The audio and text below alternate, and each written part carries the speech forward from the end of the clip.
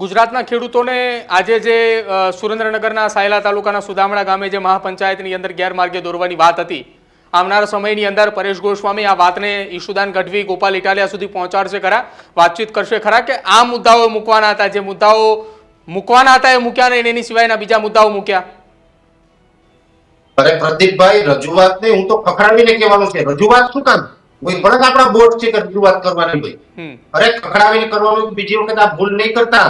જનતા છે એ માલિક છે, કોઈ નેતા માલિક નથી આ દેશની અંદર. એ પછી ગમે એ નેતા હોય, ગમે એ કદ નો હોય. જો હું કોઈ પાર્ટીથી કઈ બંધાયેલો નથી કે મારે કોઈ પાર્ટીની જરૂર નથી, હું સ્પષ્ટ કહું છું.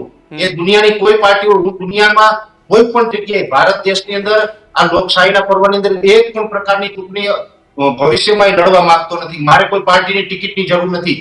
મારી મહત્વાકાંક્ષા એટલી છે કે મારા ખેડૂતને ન્યાય મળવો જોઈએ, મારા ખેડૂતનું ભલું થવું જોઈએ. એટલા માટે તેને રાજકીય પાર્ટીઓને આપણે મદદ કરતા હોય છે. એટલે એમાં કોઈ રિક્વેસ્ટ નહીં, પણ એકદમ હુકમથી કહેવાનો છે. પછી ગમે એ નેતા છે, પ્રદેશના તમામ નેતાઓને હું આ કહેવાનો છું, એ વાત ચોક્કસ છે.